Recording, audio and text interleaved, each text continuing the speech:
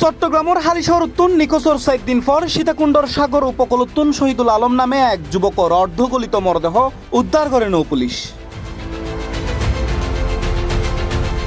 সোমবার সন্ধ্যা 7:30টার মিক্কে উপজেলার সোনাইছড়ি ইউনিয়নের জোড় আমতলর পশ্চিমে সাগর উপকূল উত্তুন লাশগো উদ্ধার করে। এর আগে গত 13 জুন শহীদুল আলম চট্টগ্রাম নগরীর হালিশহরের বাসাতুন নিকোচ হয়। তার বাড়ি সন্দ্বীপ উপজেলাত বলি জানা গিয়ে এবং বিষয়গান নিশ্চিত করে C+ টিভির সন্দ্বীপ প্রতিনিধি আসির ফয়সাল।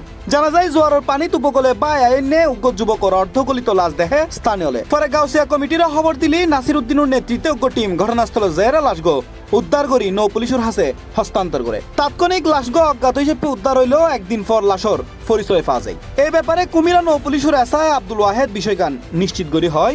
কল পেয়ে আমি সঙ্গীয় পোস্ট সহ বর্ণিত ঘটনাস্থল সীতাকুণ্ড থানাধীন সোনাইছড়ি ইউনিয়নের 2 নম্বর ওয়ার্ডস্থ গোড়াপাড়া সুচ গেটের পাশে লাশের সংবাদ পাই এখানে আসি।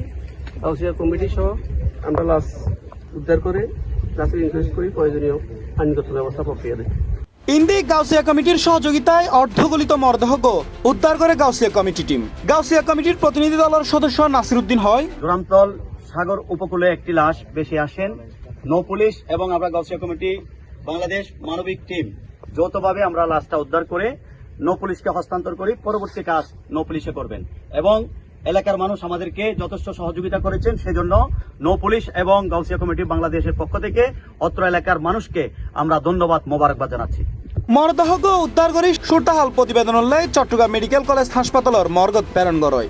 পরদিন লাশুর পরিচয় মিলে তার বাড়ি সন্দ্বীপ উপজেলাত বলি জানা গিয়ে। পরে আইনগত পদক্ষেপের পর লাশ পরিবারের হাতে হস্তান্তর করে। জানা যায় এই ঘটনার বিষয়ে তদন্ত অব্যাহত আছে। C+ TV Chittagong.